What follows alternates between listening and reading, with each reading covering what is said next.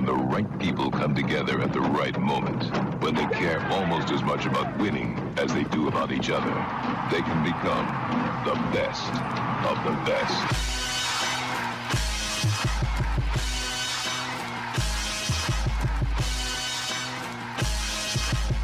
Welcome to the best soccer show, the best soccer show in the whole world. Here we go! It's the best soccer show. Jason Davis, Jared DuBois. We're live talking soccer in America and other places too. It's a hard night for me to talk about soccer, dude. I'm not going to lie. I'm heavily distracted. Heavily distracted by what? Well, what are you distracted by? my Galaxy's playing, if you can call what they do these days playing. No, and then come on, it's not the sky's not falling. You just they're losing at home again right now Okay, well, that's to not Houston. good. That's all right? not good. Okay. And then in addition to that, my favorite disc golfer's 5 strokes up with 4 to play. I'm trying to see if he can see this out right here at the OTB Open. No, look, every now and then we roll into the show with no plan. I mean, we've been doing this thing for 10 years or whatever. I don't know how many shows we've actually done. It wasn't continuously 10 years, but we've been doing this for 10 years. Jared and I have been doing our witty repartee for a long time. And what happens is we don't actually plan the non-soccer elements of the show. We just get into whatever pops into somebody's head, like Jared's talking whatever nonsense. We didn't plan that. I'm not letting us get railroaded by any frisbee folk talk on this show this evening. Not there's at all. Some heavy chain bangs going on. No, we don't need any of that. That's what I'm saying. With so much soccer to get into, I want to tell you a story about my day because we're going to talk national team roster. We have to, right? That dropped. We now know who Gregg Berhalter is calling up for these June games, and I don't know if there's any major surprises in here, but there are a couple of interesting names, and obviously we're going to talk about absences because of injury and the like, and obviously still doghouse or whatever. But today, I went to church, Jared. That's the thing I do in my family. Wait, I can't talk about frisbees, but you can talk about church? No, this is going to lead somewhere about soccer. Okay. So just hold on. So the priest was saying, no, that's not, I'm not doing that. After church, my wife goes, she looks at me, and we've had the turn in the weather. I know for you, there are no seasons in Southern California. You just go from like spring to summer to back to spring to back to summer. Like you guys don't even have anything close to actual seasons. We also have a drought. Well, that's okay. It's thunderstorming here. We went from 65, 70-degree highs to 95 degrees in the last couple of days, and that means thunderstorms and all that stuff. So, but today was hot, so my wife, before the thunderstorms hit, my wife looks at me. She's like, I want a margarita. And I was like, well, I can say no to that. Let's not go have a margarita. So we leave the church. We go to her favorite Mexican spot. Now, I know it probably doesn't meet the standard of Jared DuBois, Southern California Mexican food. I'm not getting into that. It is probably near authentic Mexican cooked by Salvadorians, but I'm not going to get into that. They have a margarita. We had some food. It was very nice. And I realized, sitting there, oh, look, it's the last day of the Premier League season. All the games are happening right now. Wait, they're all you're telling me as a professional guy on the radio, you didn't realize that ahead of time? No, I knew. Like it dawned on you? I did remember. I'm saying I remembered to turn my phone on to the game that I wanted to watch, which, of course, I mean, what game was I going to pick, right? I had to pick Jessie Marsch. I had to. So feel respect for the Gegner. I had to go with the American trying to keep Leeds United up. And I put the phone on, and we're sitting outside, and Thiago's there. He's teething hardcore right now. So he'll go from like blah, blah, blah, blah, blah, saying all the words he knows to crying because he's got temperature sometimes. Yeah, and the spiking fever and everything. Yeah. I got the 14-year-old there. He's doing what 14-year-olds do. And I'm watching the game, and this is late. By the time I'm really able to stare at it, we're talking 65th, 70th minute. I watched Leeds United give up the goal that brought the game level, right? So obviously they need to better Burnley's result, and they're playing Brentford away to Brentford. And it was a lovely header to equalize. And Burnley had Newcastle, right? At that point, Burnley was down 2-0 to Newcastle, but then they got one back. So I'm watching the game, and the announcer says, Burnley has scored. I don't know how they talk. Burnley has scored, and it's now just one goal. Leeds, it's getting tense here. Leeds United. And then Jack Harrison scores his goal. Now, I'm watching the game. I'm engrossed in this, and there's families all around me. It's like a brunch vibe at the Mexican Is anyone else vibing on this at all? No. Nobody knows what's happening except me when I go, oh, like that. I go, oh, when Jack Harrison scores. And the whole Oh, you were there all the way to the 94th minute then, huh? I watched the whole damn thing. So all the people in the area like, oh my God, what's happening? Like, because I jumped. My wife is like, really? In public? You're going to do this in public? And then the best part, one of the waiters looks over and goes, goal? Was it a goal? And I'm like, yeah, there was a goal. That's damn right. There was a goal. So I love that the Mexican restaurant in Virginia is Mexican enough to have some soccer on, but no. Virginia enough to have no one watch it. I was watching on my phone. It wasn't even on in the restaurant? No. We were outside. We were sitting outside. Oh, okay. We were enjoying the reasonable. Because if you go into it, like most Mexican restaurants here on the weekend, some soccer is on the TV. This place is a little bit more of the bougie, white people go to it Mexican restaurant. I think it has some reasonable chops in terms of the food. There will be soccer on in the bar, but it's not like that kind of play. It's not like what I'm excited about is that I almost feel like there was a binary situation here. If Leeds loses and goes down, Jessie Marsch is the worst. If they win or they pass through, he's great. You know, and the honest truth is somewhere in between. Well, what I dig about what he's done so far. 5 goals in after the 90th minute in the time he's been there? Like the team fights. The team fights for him. They do. It's one of those things though. It's like how much of that is Jessie Marsch and how much of that is individual performance. And he can't control Jack Harrison. If you do it enough, but you have to have desire. There's a reason why they called it Fergie time and not Man U time, right? Right. I mean, look, obviously a pattern of success reflects on the coach. And I saw Matt Doyle tweet out a stat. It was his expected goals. And I know you don't go in for the fancy statistics, Jared. You just can't handle the math of it all. But he was pointing out that the expected goal difference with Jessie Marsch as opposed to Marcelo Bielsa is dramatically different, right? Dramatically different in terms of they maybe they don't create as many chances as they did under Bielsa, but what they've done a lot better is defense. And that means that their margin for mistakes is much smaller, so they're able to stay in games. If I was a Leeds fan, I would look at this and think, and listen, I don't have the history or anything like that. I'm talking very loosely right now. I would take and run the fact that Jessie has them believing that they can get a result in any game all the way to the end. As a starting point, I think that's one of the best starting points a coach can do in a 2-month span. Yeah. Now he gets an offseason, a transfer window, and now you're going to judge him by something else in the new year. Can he get the players in to play the game he wants to play, and would they still buy in when it's his roster? Yeah, sure. And it's his start of the season. But I'd be happy with the fact that he accomplished the main thing was stay up. By any means necessary, stay up. I talked to a guy, his name escapes me right now, Adam something, BBC Leeds. I talked to him on my radio show, Jared. I don't know if you knew that I have a radio show, but sometimes I get to talk to fancy soccer people. Like the Dunseth? WMBC. WMBC. Say the Dunseth? He's the only Dunseth I know. So, yeah, it must be. It must be.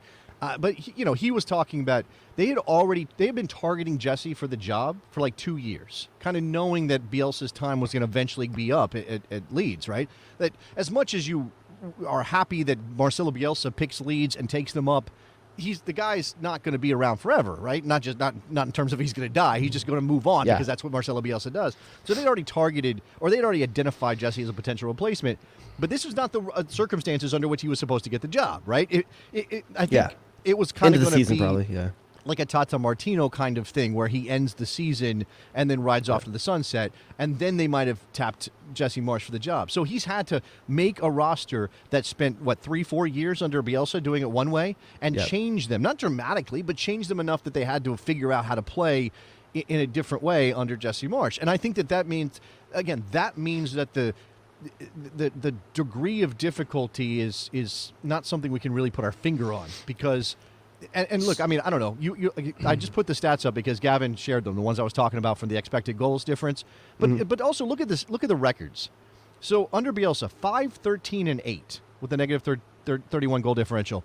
Under Jessie, 4-5-3. He won one fewer game in whatever that difference is, right? Whatever the difference, huge number. 26 games.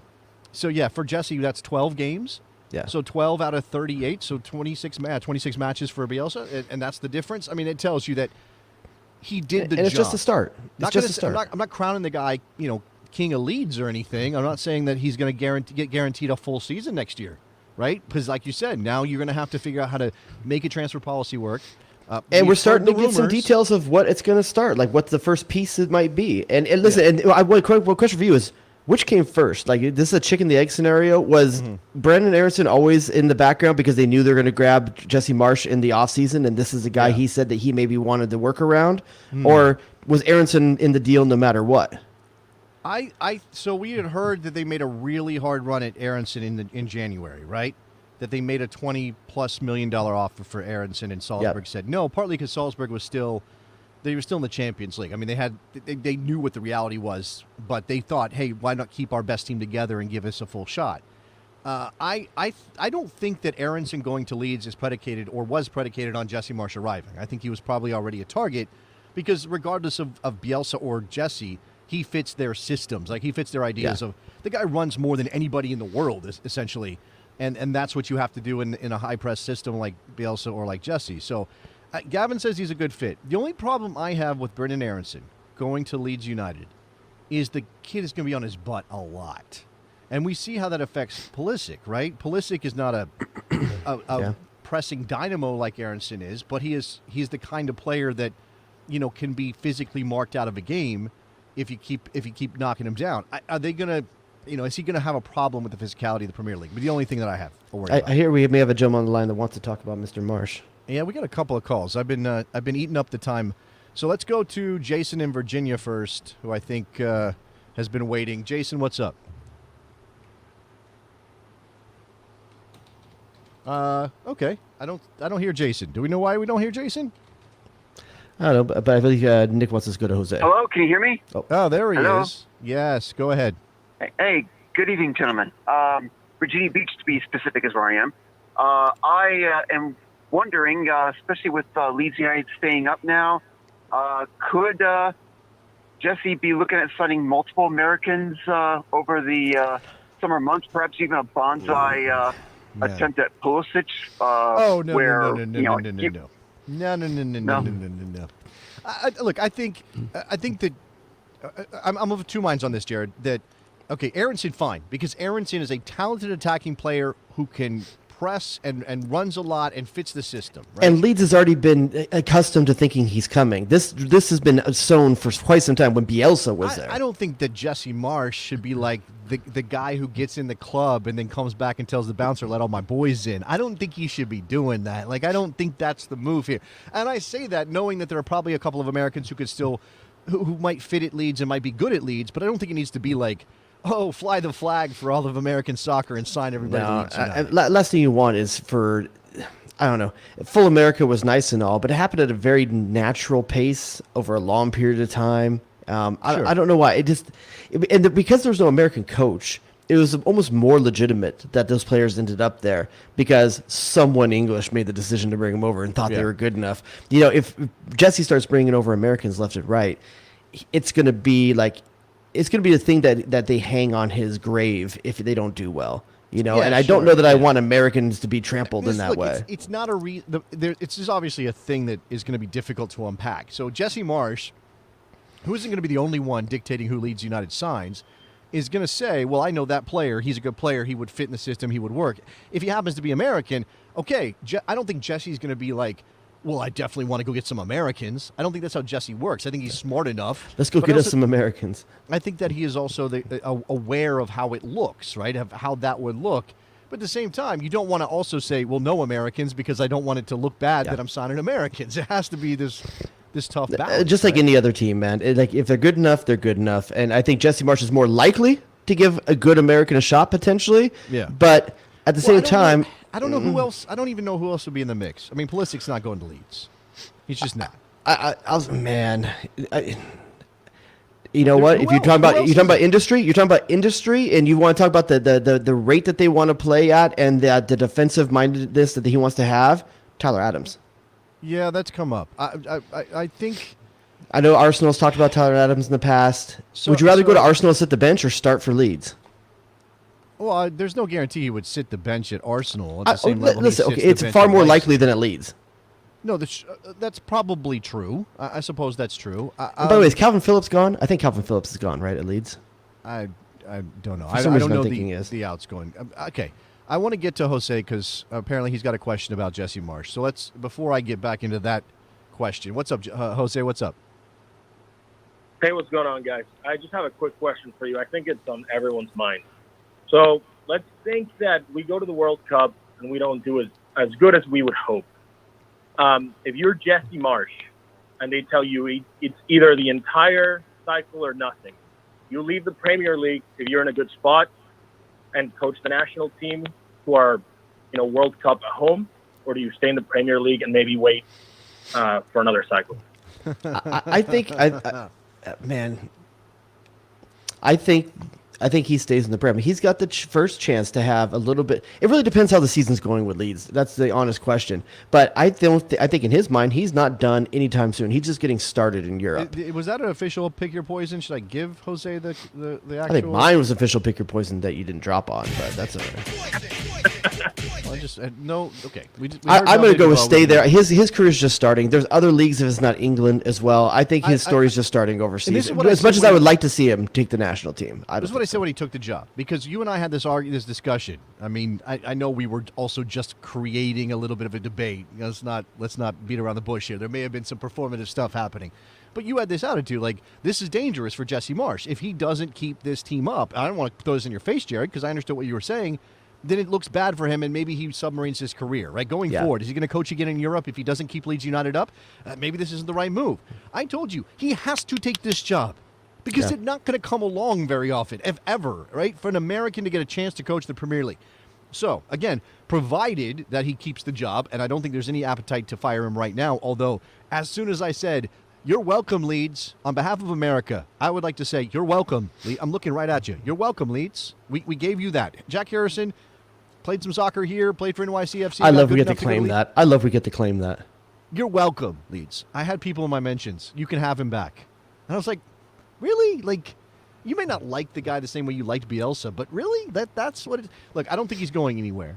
Nah. So I think you hold on to this job, or you hold on to the Premier League thing, the top level, top 4 leagues in Europe, as long as you can. Yeah. And you squeeze that for as much as you can. You don't leave for the national team job unless you don't have any prospects in Europe at the top level. Then maybe there's also certain guys that are just national team coaches, and there's certain guys that are club coaches. Right. And I don't know which one Jessie is at this point, but I think there's a lot more club jobs than there are national teams. But the national team seems like a good gig, man. Play once every couple months, a couple times here and there. Watch a lot of tape. Man, I think I would be bored senseless. Now, I'm not a coach. I'm not trying to be a coach. I would be bored out of my mind. I would hate it. I know Berhalter gets to jet all over the place, do a little bit of taking this game in, taking that game in, rings up the front office. Check the sneaker houses of Paris and see what's good. He gets to go and shop and use that salary on some very nice things. But I would be bored out of my mind if it was every 3 months or whatever it is for him. I can see that. Jose, you got anything else? I just want to say that I think Mihailovic would also be a good fit. And There's been talk about that. Rumors about him. Okay, interesting. We can consider that one. Let me. I think it's tough to say that you're going to go to another American for your other key playmaker. I mean, that's a tough thing I think for some people to swallow is a American playmaker in the Premier League. Maybe. I mean, in the middle of the field. He's got to prove it. I mean, that's the problem. Yeah. Like, you go there, you don't get dropped into the starting lineup unless you're good. But is that the move you want for Jordy? What do I want for Georgie? Obviously, the Bologna connection has come up multiple times. It feels better to me. I don't know. What, Bologna seems better for Georgie? I think Serie A would be a good fit for Georgie. I do. I think that in terms of the tactical elements of that league, it's not as built as much on speed and on fitness and on physicality. I think it would be a good fit for him. Absolutely. Okay. So I would be okay with that. I don't think that it needs to be the Premier League. I also know that players also can't say no to the Premier League most of the time when that comes calling. I mean, Josh Sargent paid the price for that. And, I mean, maybe he would been better off playing in the second division in Germany because Schalke went right back up. Was it Schalke? Werder Bremen. Where was he at? Yeah. Can't remember now. Werder Bremen. They didn't go back up, did they? Who went up? I don't recall if they did or not. But JC says, I think Jessie is definitely more of a club coach, given he relies heavily on the pressing style, while national team coaches need to be more tactically flexible than ones who rely on style. I think that's because the players are in and out so much, and you don't get as much chemistry. Going back up, by the way. I checked it. Werder is going back. This is a German podcast or American podcast? What are we doing here? I'm pointing out that Josh Sargent went to the Premier League, left and his stunk club it in up. I Germany. remember. I was there. I know, but he could have gone back up with Werder Bremen if he wanted to play. If he had just like I stomached feel the year like at Bremen may second not level. going back up if Sargent was still playing up top there. Man, okay, wow. It's Prove just me like wrong. You can't because it's a hypothetical. cold-blooded. Yeah, I know. Nick- like I Nikki held says on. accurate. It took a long time for me to give up the ghost on Josh Sargent. And I don't think his career is over by any stretch, but I'm not. No, he's no, not no, going to be no, a no. national teamer guy. I think it's a good thing he's going to be in the championship. All right, let's go to our man Eddie in Brooklyn. My boy Eddie, who Ooh, literally did someone do something well in Costa Rica that I don't know about? just before the show, I was looking at Twitter just before the show, and what do I see? But my man Eddie fighting with Red Bull fans for some reason, Red Bull supporter groups on Twitter. What's up, I'm in Eddie? favor of this then. Oh, yo, we'll get to that if you want to at the end of whatever I'm going to call about, to be honest. Because, look, man, Jose ruined my night because my question was kind of a long line, Jose, but What's that? he kind of stole it from me. But for me, I always had an ongoing joke. Like, I want Jessie Marsch to coach Costa Rica after the 2026 World Cup, the 2022 World Cup, assuming we make it. Like, There's a I love catch. Jessie. So, There's a catch here, Eddie. You think somehow this is better for Costa Rica? I know it. By the way, Eddie's a former Red Bull guy. I mean, getting I an know. American coach on American soil, like that to me, like I want that, right? Like, and Okay. Jessie, for me, I've been a huge fan of Jessie's when I used to be a Rebel, season ticket holder, and I like that dude, and I like his style, I like his moxie, and I was really happy for him today, and it kind of threw a wrench in my plans because part of my evil plan was, that he would be relegated and then he'd get fired and I'd win the lottery and then I'd pay his salary. He coached the national team. But that's kind of out of the way. So then, all right, and then Jose saw my question. So this is my question for y'all now. Do it. Give me an American coach that I should be excited about along the lines of Jessie. So when Costa Rica gets bumped out of the group stage of the World Cup, that I can look forward to pushing the narrative that this is the guy that we should hire for the 2026 project. When you say on along the American lines, do you mean like stylistically has the same vibe, or do you just mean like On the young up. with some ideas? Like I'm trying to figure that out. Good, right? Because I know Alexi Lala said that why can't Bruce Arenas coach Arsenal, and then he showed y'all why, like the last World Cup cycle. But like I mean, like a good coach, like somebody who is smart, has ideas, is innovative, is modern, is Okay. like he's somebody that I can get excited about. Well, the guy that gets talked about a lot in the and this I'm not sure Eddie would want somebody who's an assistant right now. They may have to get some experience at the top level or as a senior coach, but Ante Razev is supposed to be the next guy up, but he hasn't gotten his chance, and he's a Bob Bradley tree guy, so you got that element if you want. I'm more interested in what Josh Wolf's doing, to be honest with you. Okay, Josh Wolf's an interesting one. What they're doing down there, with no big man on that field, playing a lot of small ball, really tight, good touches. I like what they're doing. It's early, though. They could just be having a good early part of the season. There's a couple guys in MLS that are not Americans that I would be kind of a fan of, like Oscar Pereira. I love Oscar Pereira still. There's guys in, you kind of consider him American adjacent, Sure. But, yeah. Oscar Pereira would be one that also, but, that cheats the question a little bit. But I'll say Josh Wolf right now, and that's a tentative, super early. That's kind of what he's asking right now. Yeah, like, well, he's it's in for someone his second super year, early. So he does at least something of a resume. I mean, by the time we get there, it might I think be Chirundolo, I would say Chirundolo, but he has so much more talent at his disposal than what Josh Wolf's dealing with in Austin. I think Maybe. that's a little bit more impressive to me right now with what he's doing. That's certainly possible. Eddie, got anything else? I mean, to be honest, we're pretty cheap when it comes to paying coaches. So maybe an assistant right now is fine. It's not like we can. That's why part of my master plan was me hitting the lottery, because I knew that I would have to pay a substantial amount of money Now, to get Jessie to want to take this job. Remind me, Eddie, if I'm not mistaken, Costa Rica has had an American manager before, right? So how did that go? Yo, I honestly don't remember. Okay, Steve Sampson was Costa Rica's I've coach been for a drinking a couple of little years. bit. I'm not gonna lie, but I honestly don't Well, remember. Eddie, I got a question for you to kind of go back to what you're. I'm posing a similar question to you. Who's a Costa Rican player under 28 that maybe American fans don't know, has never played in MLS, never played in Europe, that we should be watching, that maybe their MLS team should be taking a look at in the Costa Rican pool? Basically, the entire starting 11 that put Kristen Pulisic in their pocket. Oh, come on in now. Costa Rica on the last match. You walked yourself into You wanted to that. go there. I Come can take you there. I said a player. You know, do you know what the difference is, though? Christian Pulisic is going to be at the World Cup. Well, Costa Rica can be at the World Cup too. I mean, Chill out. so They got a will game. Daniel Chacon. They're gonna go. They're gonna go to Qatar. I think they They're can gonna beat. play the I think they can Kiwis. beat them. Yeah, I think they can beat what, New Zealand. New Zealand. They're gonna be New Zealand. They're Yeah, gonna be they're New gonna be New Zealand, Zealand. right? Right, No, Eddie? look, in all honesty, no, we should win that game. But in all honesty, to answer Jared's question, Anthony Contreras was the striker towards the end of our World Cup qualifying process, and it's actually been reported and confirmed because he was on loan at Guanacasteca. That his parent club is at Herediano, and it's actually been confirmed from the sporting director that he has 2 concrete offers. One is in Portugal, from a club in Portugal, and the other one's from a club in MLS. So Anthony Contreras, he's 20, 23, 24, good striker, really good hold-up type, has versatility that can play on the wing, pretty dynamic. It's a kid that I'm excited. It depends on the club in Portugal because I have seen that go sideways for a few of our guys. So I would like to see which MLS club specifically would be interested in him. But that's a guy that you guys should really look out for in MLS. So Eddie, if let's say it was Benfica and it was Seattle Sounders, You don't know. Oh, okay. I thought you were gonna say another Portuguese. where club. would you don't want know him to Portuguese play? club. Yeah, which one? Ooh, and Seattle's a good shout. I would say LAFC is also a good shout. I would say a LAFC's premier got so club much in riches. MLS. I think I'm fine with him going to a premier club in MLS.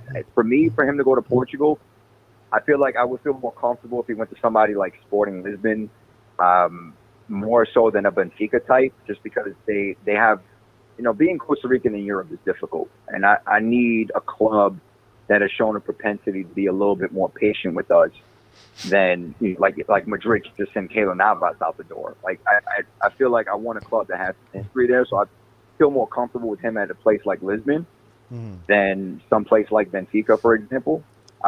So it really does depend on the club in Portugal. I appreciate that, Eddie, because I was just wondering your perspective on where MLS and a team like a border, like a mid-level country league in Europe, like the differences in the two, and I just interested in your perspective on that. So I appreciate that. Thanks. Appreciate it, Eddie. Thank you, man. I've changed my mind a little bit, honestly, on the way I kind of view some of these MLS moves, like Kendall Watson in Vancouver, right? Yeah. Like that to me was a big one, and he never got his shot, and that's a big reason for that is Machillo at the 2018 World Cup to kind of move past that. But you see what Galo was doing at San Jose. I still think Leal has a shot to make a World Cup, and he's been pretty consistent at Nashville. Hopefully his injuries doesn't become a more of a consistent knock for him, that he can show some good form for the rest of the summer into the fall. So I feel like there are good moves in MLS. As long as it's not the Red Bulls and you're not being rooted on by the Viking Army, which is a terrible supporter section. And if you have a picture of your team holding an MLS Cup trophy, please tweet it at Viking Army _SC, because they don't know what that feels like. And I want you to remind them. Okay, let's Eddie, let always Eddie hot. go at that Always point. hot. Yeah. Bring us some fire. Good to hear from you, Eddie. It's a cross river situation happening with Eddie in Brooklyn and Viking Army over there in Jersey. All right, so that leads us into roster talk. Now that we've gotten that all out of our system, we haven't actually addressed the U.S. men's national team roster. I'm going to get to our man Felix in Chicago, who certainly wants to talk about this. Jared, you want to just go through the names? You stop me if you got any issues. You want to bring something up? Let's rattle them off real quick. I'm not going to stop you. Just rattle them off, and let's get Felix in, then we'll fill the gaps what he doesn't want to talk about. All right, so goalkeepers are Ethan Horvath, Zach Steffen, and Matt Turner. Defenders are George Bello, Reggie Cannon, Cameron Carter-Vickers, Aaron Long. Eric Palmer Brown get the same treatment? I mean, I know he's not English the way Eric Palmer Brown. Eric Palmer Brown. Anthony Robinson, Joe Scally, DeAndre Yedlin, Walker Zimmerman. Midfielders, Kellen Acosta, Tyler Adams, Luca De La Torre, Weston McKennie, Georgi Mihailovic, Yunus Musa, Christian Roldan, Malik, Tillman, Brendan Aaronson, Paul Areola, Jesus Ferreira, Jordan Morris, who I think just had another miss that probably we don't want to talk about, Tim Weah, Christian Pulisic, and Haji Wright. So there's your list. You want to go to Felix? You let him get it out of his system before you and Felix. I dive in? Let's see what he's got going on. All right, let's do it. Felix in Chicago. Felix, you're on Best Soccer Show. What's up? Hey guys, my thoughts on the roster. I think overall, I'm fairly happy with the roster. I'm curious how Jordi Mihailovic will be utilized. I heard another podcast recently where he said he sees himself. I think since he moved from the Fire, his hometown team, to Montreal, he's been much more effective, almost MVP level. When they moved him up top, where he's more of like a half space merchant, those were his words. But Gregg's got him more as a number 8. So the position he plays in Montreal, Felix, doesn't exist for the U.S. men's national team, which is does it though? Hold on, Jason. Right. And here's the question. I'm gonna answer your question, Felix. I think there is a way to think about this. Only because I think Jesus Ferreira has opened up the conversation about how Jordi Mihailovic could be used with the national team. If you think about how Jesus Ferreira is playing off that line, sure, and trying to get on the ball and release guys the wings in front of him, I could see Jordi Mihailovic playing into that same space and doing similar things. So if I see, don't you think that Jordi Mihailovic could play off that false 9? Because he's playing higher in Montreal than he was in Chicago. Sure, but he's also playing behind. My question is this, though, Jared. Though, go ahead, Felix. I'm sorry. I wanted to jump in with this. My question is this, and not to disagree with Jared, but just to kind of throw it out there as a conversation piece, a debate. Do you think if you're going to have Jesus Ferreira as a false 9, and you're going to have Jordi Mihailovic pushing up in this contrived, scenario that we've created, does that restrict the space that Weston McKennie can utilize then, because now he's kind of forced to stay back to essentially compensate for Mihailovic and Ferreira? I find it very difficult to imagine that in any competitive situation, Gregg Berhalter will roll out Jesus Ferreira and Jordi Mihailovic in the same team unless Mihailovic is playing wide, which we know is not his best spot. Yeah, I don't see them being on the field together, but I can see them, let's say you play Ferreira in 60 minutes and you want to like-for-like switch into that same part of the field. I don't see another striker in the pool unless you put Pulisic there. Pulisic could play there in the middle and do that same thing. Let's go to what Jose has to say here in the chat. He says Mihailovic plays in a back 5 situation in Montreal, and that's what Berhalter wants to try with the national team. I think there have been some indications that Berhalter may want to switch or at least throw that wrinkle in. He's done it a little bit. Front 5, not back 5. I know he typed back. He means front 5. Front 5. Oh, you're saying, okay, I'm sorry. Front 5 with three attack. Well, okay, so how does Montreal roll it out? Because obviously, again, Mihailovic's free role sort of in that half space, as Felix described it, is not something that is sort of... That puts a lot of work on Tyler Adams, man. But I guess you have the guy to do it. I mean, you don't have a better guy around than that to do it. I think Mihalovic's future is at a advanced midfield role. I was just throwing it out there that there is a possibility if you wanted to like-for-like switch late in the game for Ferreira, you could put him in that position and probably be successful. I could see that. I could see that kind of working. Obviously, he's not. So when you think about Jesus Ferreira, how much of his false 9 role is playmaker? How much of it is decoy? How much of it is finding pockets of space, maybe maybe in behind those players, or not in behind the defense, but sitting deeper, waiting for decoy runs over and over again. But I'm saying, so obviously Jordi Mihailovic is going to play it differently, right? So my point is that you want Mihailovic on the ball, right? And one thing that you can certainly point out that if this is the 4-3-3 that Berhalter typically uses with those dual 8s, those players are asked to progress the ball, to move the ball up from the midfield into the attack, right? That's why we celebrate Yunus Musa, because he is excellent at that. We don't have Luca De La Torre since Darlington Nagbe. Yes, Luca De La Torre as well. McKennie's role is not quite that, but he is also asked to do that. And he is McKennie is also he's also a guy who can play with his back to goal and serve as an outlet that way. You can obviously make those late runs. He's kind of all over the place. He wins a ton of balls in the air. You're obviously not taking McKennie off if you can help it. But does Mihailovic do enough Musa-like things or De La Torre-like things that he is a fit in that situation? Third on the depth chart, minimum. I mean, you're not. I don't see how right now, at this point, this close to a World Cup, after all the games that we've seen in qualifying, that he's going to displace either Musa or De La Torre. And those are, for me, the like for likes. That's where I see him fitting in. I don't think he displaces them in a starting lineup before the World Cup.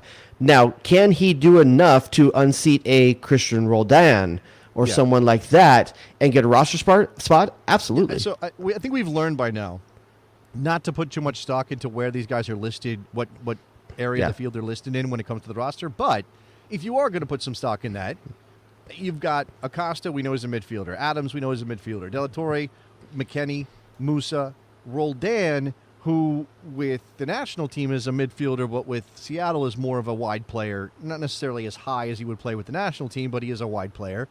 And then Malik Tillman, who definitely feels like an attacking player who's being listed as a midfielder here in a system that doesn't use midfielders as out-and-out attacking players. So I don't know what to make of that.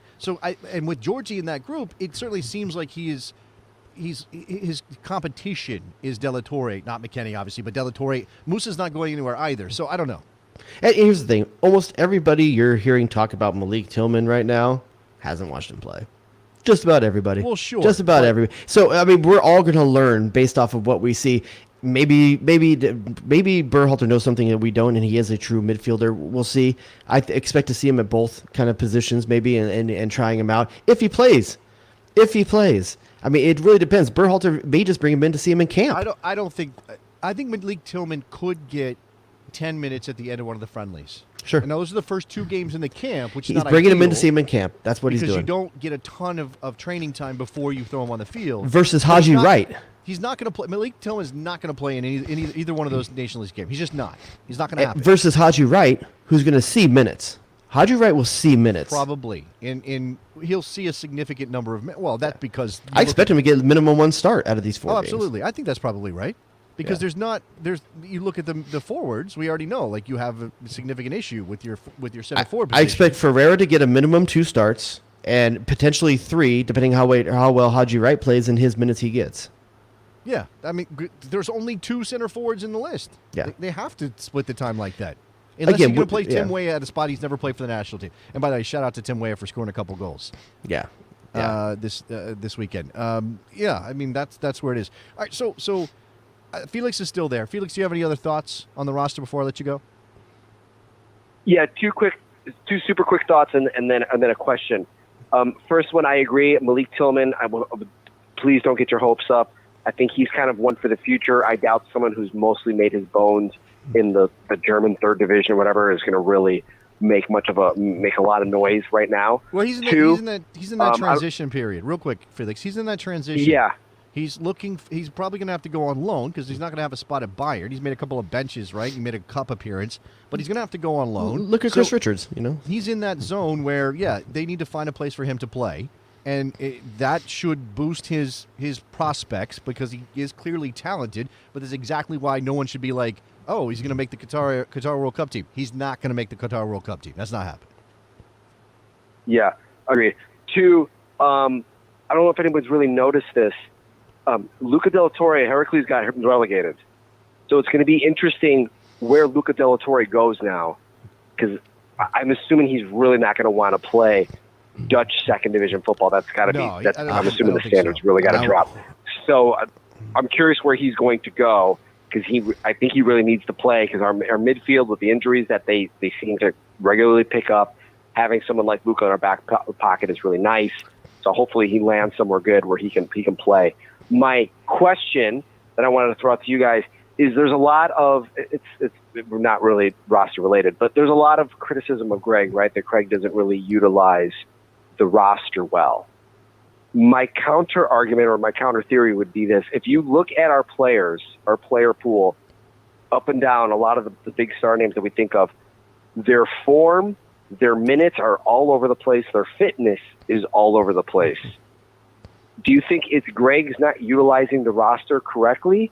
Or do you think it's this player pool is very inconsistent and Gregg is just experiencing what their various club coaches are experiencing in Europe? I don't think a national team coach plays enough, starts a player enough games in a given year to really affect that. I think it's a club issue. I think almost across the board. I think if anything, you could say it's a lot of young bodies putting a lot of minutes on them. But I don't think that Gregg Berhalter is going to have, in terms of like roster management, I think that's actually one of the things he's decent at. I think he's good at getting a lot out of the non-starting 11. I think most of our issues are usually starting 11. His subs are often good. His substitutions are often making a difference. I think it's the starting lineup and not understanding the system that I think are the legitimate things that you could hold against Gregg Berhalter. I think that this team has struggled to thanks for the call, Felix. Got to let you go. But I think this team has struggled to fully internalize the attacking elements of what Berhalter wants them to do, which is why their goals haven't been nearly as prolific. Goal scoring hasn't been prolific. Defensively, they've been fine. I think that part of the organization of that team, and it helps when you have Tyler Adams there to man the middle and all those things. But in terms of what I think Berhalter's gotten wrong, largely what I think he's gotten wrong is thinking that he can go into his bench and get the same sort of performances as he does out of his first choice guys. I mean, there is some depth here, but you can't make 6 changes and expect the team to stay on the same level. And he did that a couple times during qualifying and got bit by it. And I think that's the biggest issue I have. Hopefully that won't be the thing that you care about when you get to the World Cup, because you're playing 3 group games in a week and a half, and you're not thinking like that the way that you did during qualifying. Now, we got a petition for pick your poison in the chat, but I want to read it first and tell me if you think it's worth it. Because is this too easy? Pick your poison. Which position is more concerning for U.S., goalkeeper or striker? I mean, I don't know if it rises to official pick your poison level. We've been talking about those 2 positions. All right, just make the question then. What's more concerning to you? Well, I think that Ferreira has done enough to make me feel okay about him being the starter. I definitely worry about depth at that position. So I'm going to say goalkeeper, because I just don't see where the informed goalkeeper is supposed to come from now. I just don't. I don't know where that is.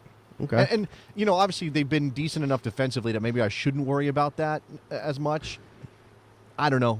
I'm probably making too much out of goalkeeper, considering that goal scoring is going to be the issue, and it has been the issue for this team.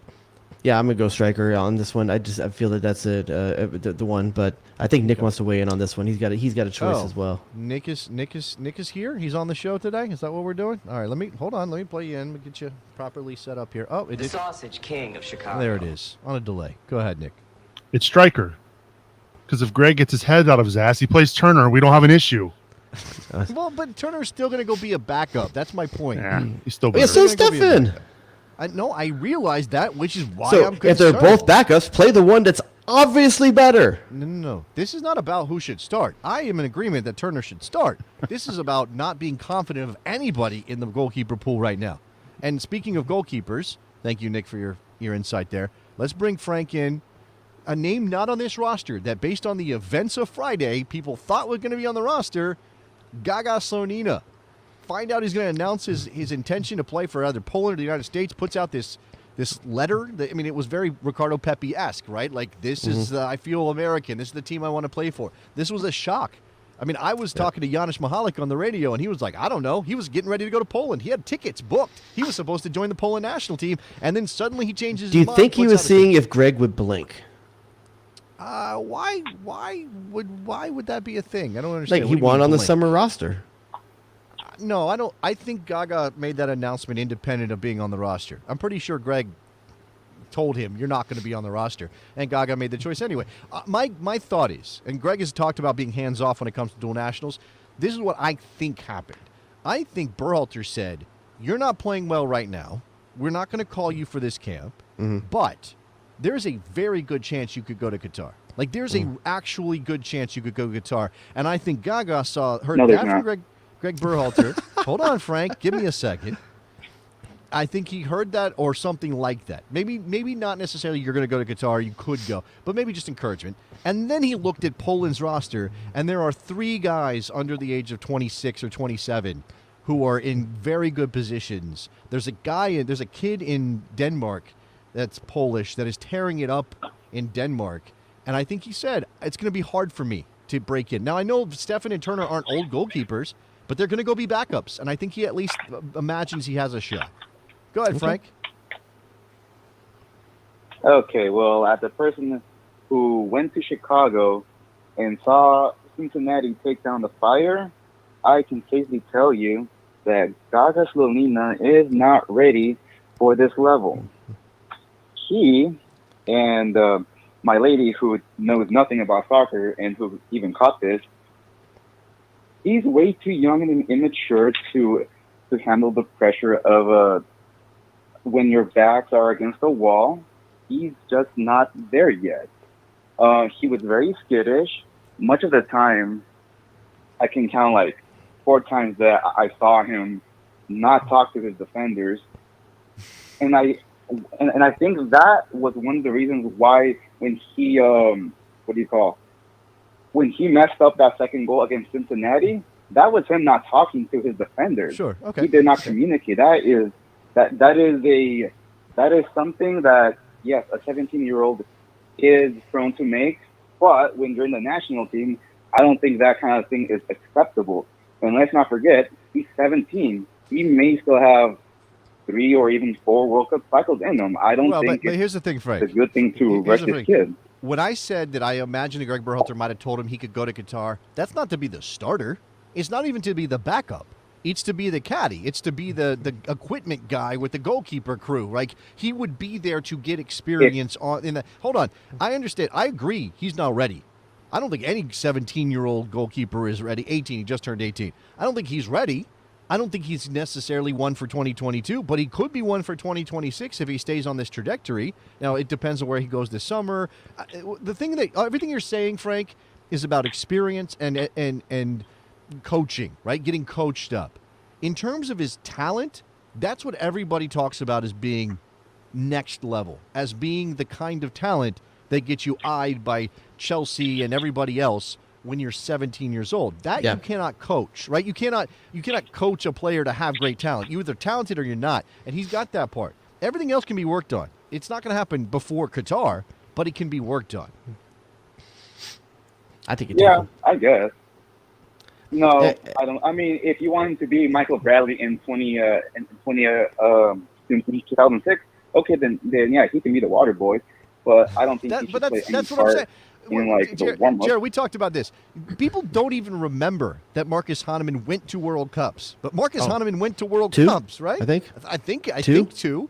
But because nobody was expecting Marcus Hahnemann to be the guy.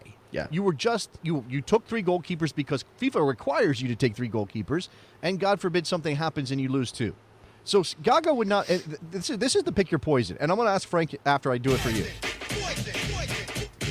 You're taking the team to the World Cup. You're going to Qatar. You're getting you're booking the flights. You're getting ready to go. You take Sean Johnson, who's been a long-time servant of the national team.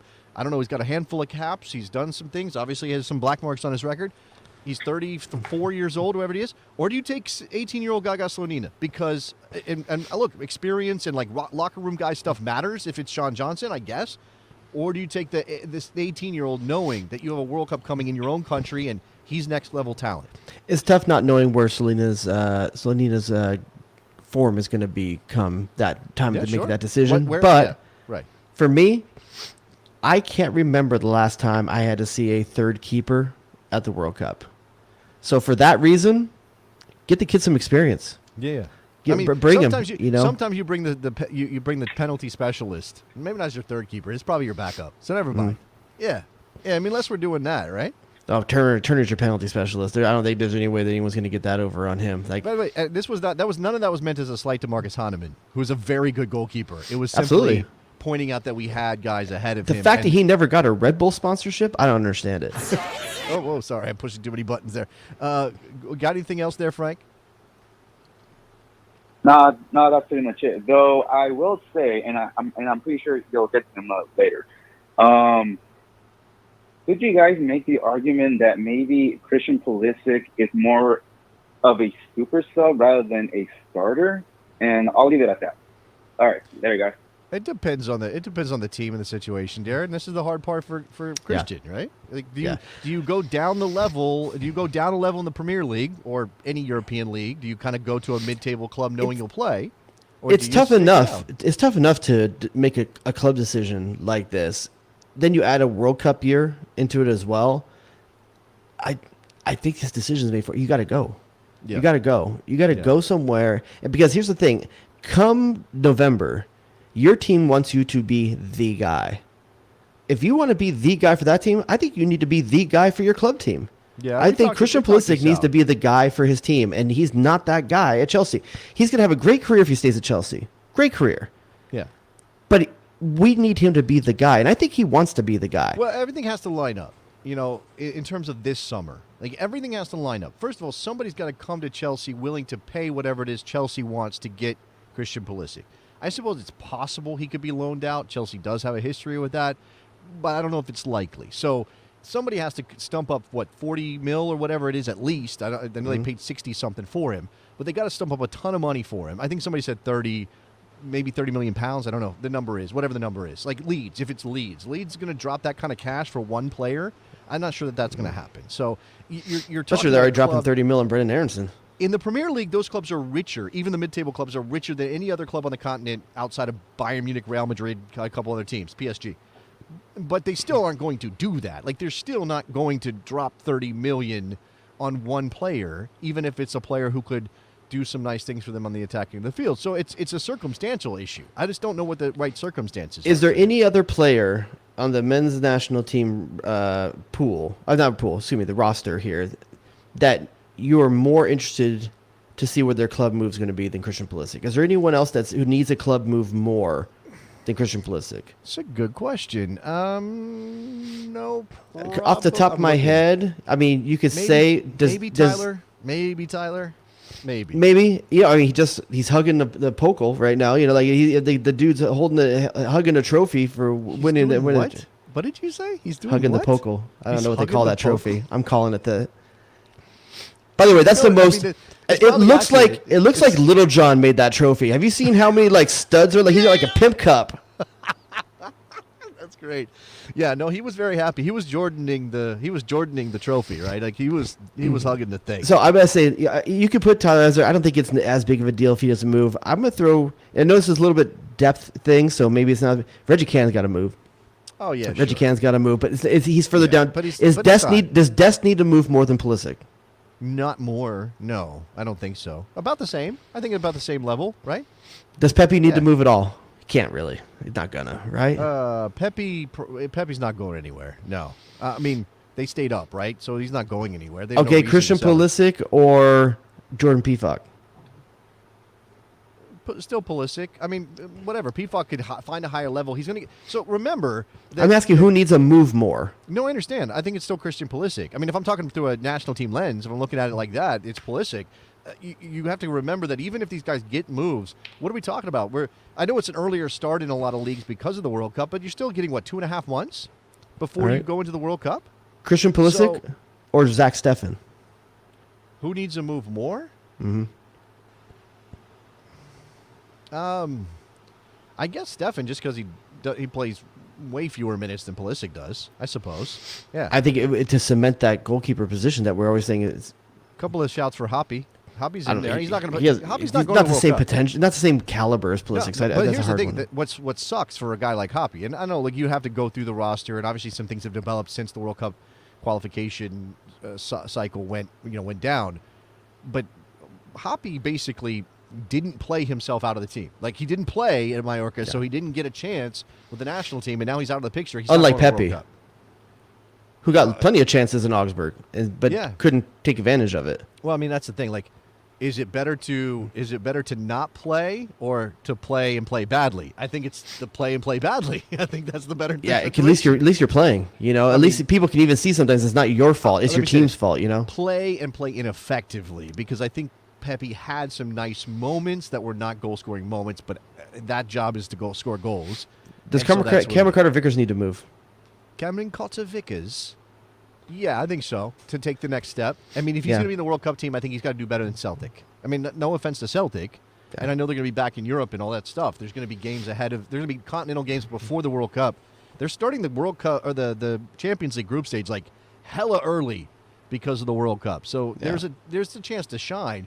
I still think he's good enough, though, to get that next move. And, it's a little bit like coming up from different sides for Pulisic and for Cameron Carter-Vickers. Vickers has had to prove himself. He had to go to Scotland to do it. to help Celtic win a title. The best case scenario for Cameron Carter-Vickers is a mid-table Premier League club where he gets significant minutes. And for Pulisic, it's kind of the same thing, but he's starting at the other end of the table and maybe even coming down. So there's that. I forget, is Vickers, Cameron Carter-Vickers, is he still on a loan there, or is that a actual? Because he's been loaned out so many times, I forget. He is still so he's still a Tottenham player. Okay. Yeah, and I believe there was talk about maybe a Celtic purchase, but I don't think that's going to happen. I don't think that's going to happen. Yeah. By the way, if you want updates, Cameron Carter-Vickers. I'm sorry. Cameron Carter-Vickers. How are we doing? Cameron Carter-Vickers. That's the way that. Cameron Carter-Vickers. That's the way Morgan likes it. When you do it just like. Do it one more time for her. Oh, I can hear her eyes rolling from here. Cameron Carter-Vickers. Oh no, she doesn't. She like visibly, like she almost like she gags when you do it. Like it's not an eye roll. She's not like disappointed in you. Oh, she's ashamed of you. Like hardcore ashamed of you. When I've been making women ashamed of me for years. It's not appropriate. It's not appropriate. Cameron Carter-Vickers handed Celtic transfer hint as USA boss offers international recall caveat. This is from the Daily Record. USA boss Gregg Berhalter has hailed Cameron Carter-Vickers' form for Celtic after the defender's first call-up in 3 years. However, he states he has to keep up those standards to keep his place in the squad. And the sitter-back will take part in a busy international schedule to make his case for the World Cup. And it says the Tottenham loanee has been a standout at Celtic. Berhalter now wants to see him replicate those standards on the international scene. So that's obviously one thing we haven't even talked about in all this. We talked about all this stuff about the roster. Still no John Brooks. No, I mean, still no John Brooks. At this point, he's done. He has to be done, right? There's no World Cup for John Brooks. This is 100%. If Miles Robinson going down doesn't get you called back in to games that don't matter, a chance to prove yourself just to be in camp. Berhalter was asked, and Berhalter said that he did not call John Brooks because John Brooks is moving clubs. That's what he said. That was his Christian Pulisic is going to move clubs. Well, that's not a guarantee. It's absolutely guaranteed Brooks will move clubs, but I do think it's nonsense. I mean, I think it's bullshit. Yes. It sounds, whether it is or not, it sounds like bullshit. And Berhalter knows it sounds like bullshit, right? This is like, oh, you got a group of friends. People are coupled up. There's a breakup in the group. One of those people has to drop out of the group. Like, one of those people has to not be around anymore. Unless you're going to get back together, like, oh, sorry, Tina and Billy broke up. Well, Billy's not part of the group anymore. I think that's what we're at. The last show you want to go text Billy on the slide, you can do that. But whenever we do our last show ever, we kind of want to do an episode where it's like U.S. soccer's worst kept secrets. And we just talk about like all the things that no one talks about, and like we could talk about that we could like meta it, but we're not going to have the details. Like, just kill your career. Let's just kill your career. As much as I love my job and whatever, nobody sends me updates like this is why John Brooks is not getting called in because he somebody knows. His car. Somebody knows. I know. Somebody knows something for sure. But also, there is that question of like, do we have a right to know? Is that where you're at? We have a right to know. Should we have some hearings? Should we call Congress? I just want Gregg Berhalter to be straight with us.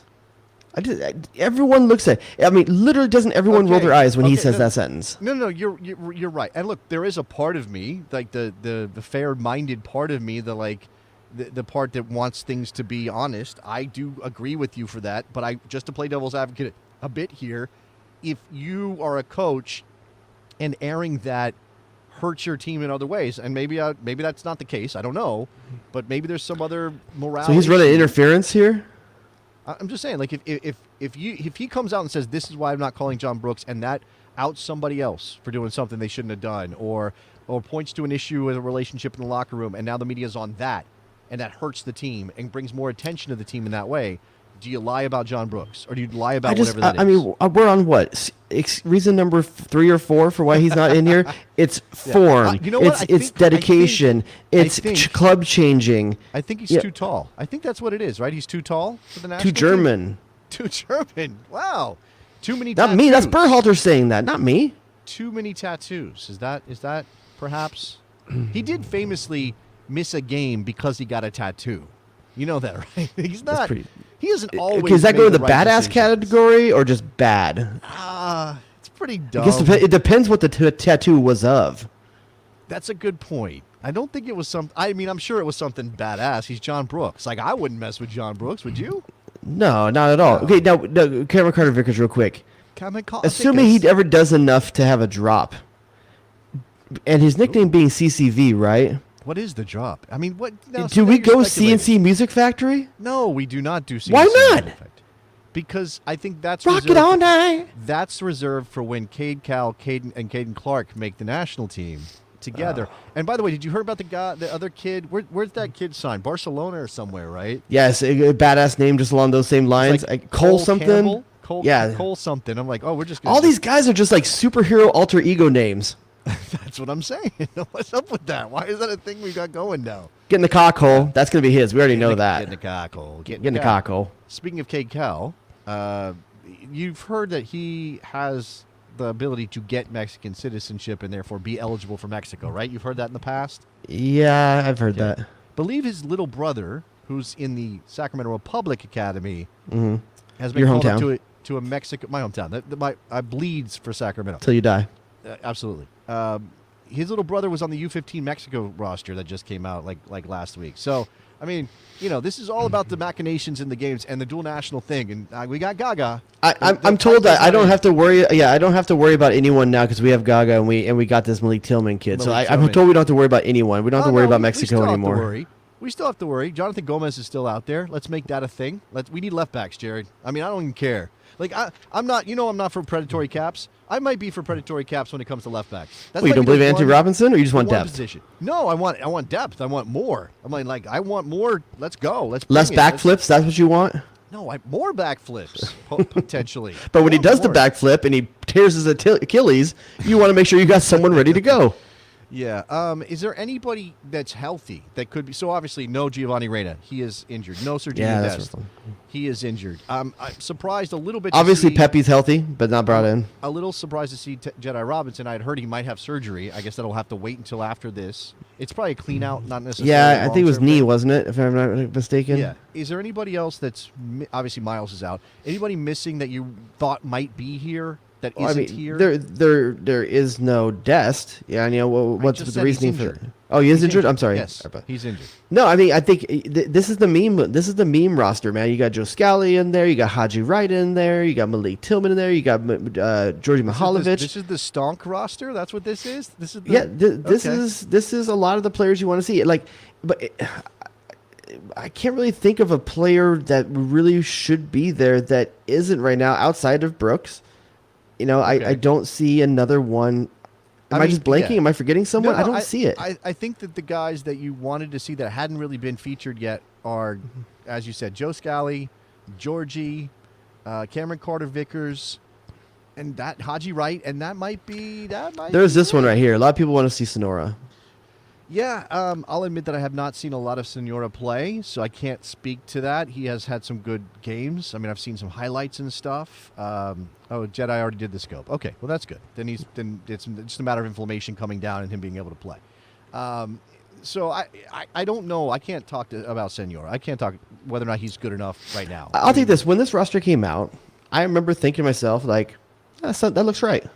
I really did. I thought to myself, like, that looks right. I wasn't mad about anything other than John Brooks thing a little bit. It looks right with the caveat that a lot of guys we want to see there are missing because they're hurt. And And here's one. This is actually an interesting shout because we talked about this guy, DeJuan Jones. DJ Jazzy Jones. Not involved. Now that's the depth, right? That's the fullback depth that we were talking about. That's all right. If you're gonna bring Joe Scally in, I think that's why there's no room for DeJuan Jones. You already got George Bello in there. You're gonna take 4 left backs. Excuse me. You got Andy Robinson, George Bello, and Joe Scally who can slide over if necessary. Well, if you buy into Bello, then you're not bringing DeJuan Jones. I know a lot of people are not real high on George Bello right now. Obviously, his team got relegated, so we don't know exactly what that means for his playing time and future in Germany. Some people saying Keaton Parks. Throwing Keaton Parks' name out there. Sure, Keaton Parks is but that's fringe. Good. It's fringe. It's not necessarily like who are you going to drop? Right, you're not taking him over Kellen Acosta or Luca Della Torre or Georgie or Eunice. Christian Roldan, maybe? Maybe Christian Roldan, but then you're just trading. You get the feeling that Christian Roldan is Berhalter's locker room guy. He almost said it recently. Might be him. Yeah. He talked about how the guy's a leader in the locker room. I think that's probably true. I mean, you could say maybe with Miles Robinson out, do you revisit Tim Ream? I don't think so. No. But the guy had a great season, man. No, I say no because I think we have moved past Tim Ream. But I don't want people to think that means I think Tim Ream sucks. I don't think Tim Ream sucks at all. I think he's a really good center back, and he was very good. I'll say that's the best example of Berhalter actually exercising editing and getting out of his own way. Because there was a time where he could not get Tim Ream out of his roster. Yeah, and there came a time at some point where he made the cut. Yeah. And I'm not sure what was the deal breaker for him. I think a switch went off in Berhalter's head at some point, and it was basically, screw it, I'm not going to care about age at all anymore. Now, I think he still has a nod or two to experience, and if he has a 28-year-old and a 19-year-old... When you say doesn't care about age, you mean on the bottom end, because Tim Ream's going to be 35. I just said in the chat. He's going to be 35 at the World Cup. You mean on the bottom end. What I mean is he's not valuing experience over talent is what I'm saying, like ability, right? Or the potential, because he has clearly, and you can see examples all over the roster. You can see it during World Cup qualifying. He has clearly said, you know what? If you are good enough, you're old enough. I'm not going to worry about it. You're 19. This is why you know, they talk about, do you know what the Overton window is, Jared? You know what the Overton window is? No. Okay, so like when we talk about policy and social issues, the Overton window is sort of the window of acceptable ways of talking about something. And if there have been efforts to move the Overton window, like Progressive want to move the Overton window to the left so they can talk about how we should have universal health care, things like that, right? It's part of whatever the common discourse is. The Overton window on the U.S. men's national team and age has shifted so much towards the young players that now we're like, oh, you're 19, you're playing in the Premier League, or you're playing in the Bundesliga, whatever it is. You absolutely should be in this roster, or we should be giving you a shout. Where, you know, again, 19-year-olds were not a common thing in the national team 5 years ago, 4 years ago. You think wherever Charles Overton is these days, he has any idea that was named after him, whoever that person was? I don't know, man. I probably explained it poorly also, so there's always that. All right, we probably don't have anything else deep to get into. Just a shout out to a couple great goals in MLS. Oh, you want to give some babies? And Yedlin. I'm sorry, not Yedlin. Leggett. So you want to highlight a couple of New England Revolution goals scored against FC Cincinnati, which is the club of our friend here. I can't make them be against someone else. The Buxa goal was they're both very good goals, but I very much enjoyed the Buxa goal. He's not staying. They're going to get 20 mil for that guy. He's gone, right? Gone. Yeah. And then it's going to be on Josie. So Nicky's team's going to be fine. Now, my team I'm worried about. What's the score on my team right now? I haven't even been looking. Oh, my God. They're down 3-0 to freaking Houston. Wow. And it's over.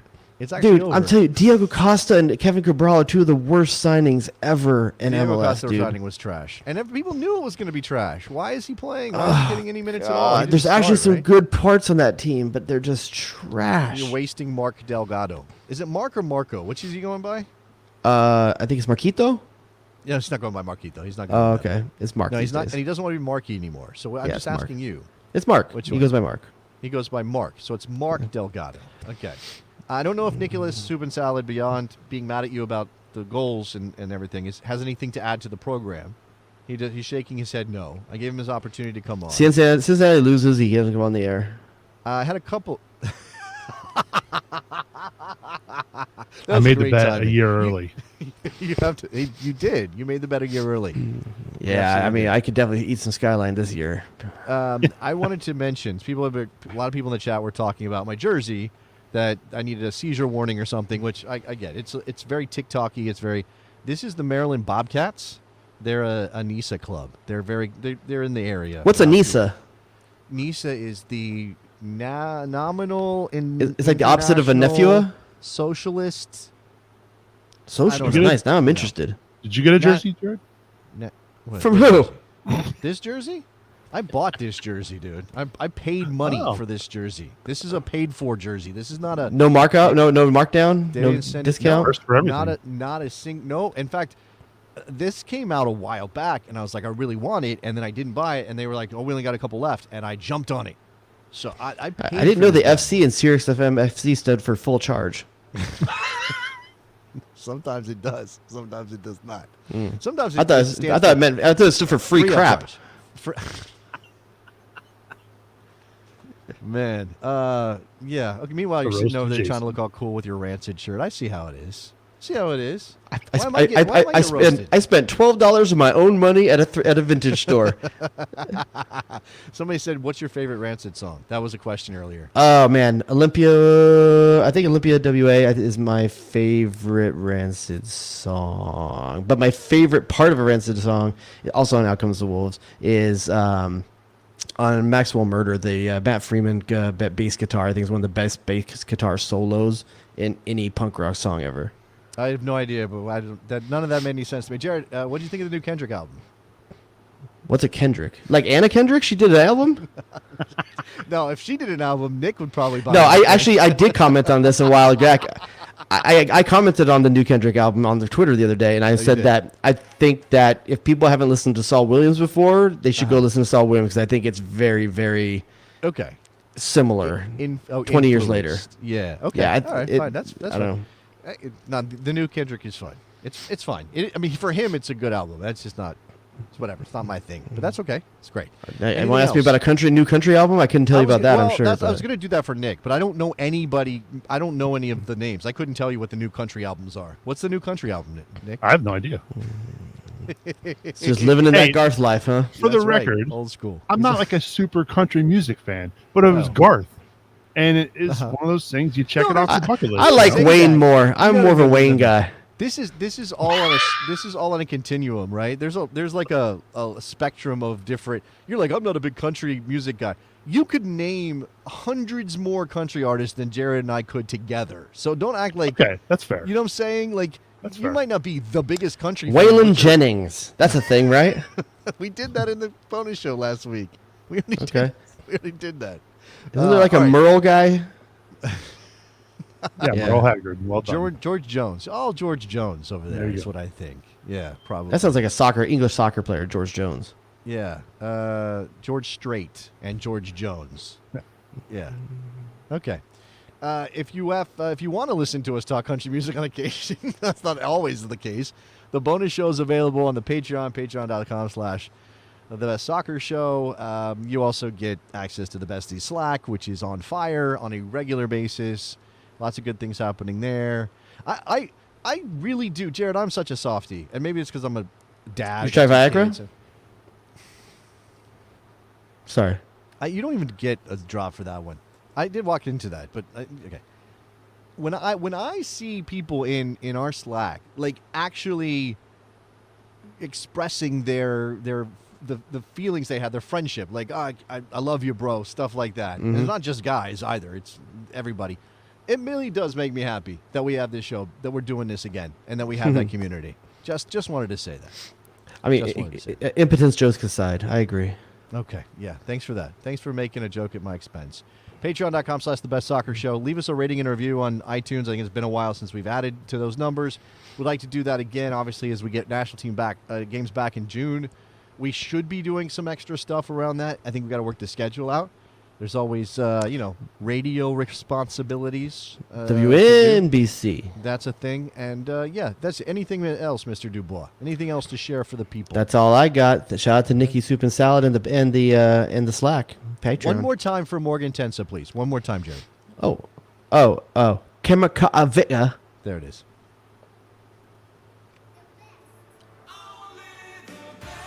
Get to the chopper! Finish him. What? Did we just become best friends? Yep. The Sausage King of Chicago. It was there. Oh, here we go, saucing them up. Hit him, wet. Go to DEFCON 2. You shut your mouth when you're talking to me. Playing hot dogs and donuts with two fangirls in the locker room? Get to the chopper! Eddie, what have you done for me lately? What are we doing? Oh, it's incredible! Oh, it's incredible! I wouldn't be caught dead in a sweater vest. Michael freaking Arasco Fiscal! Jay Rodius.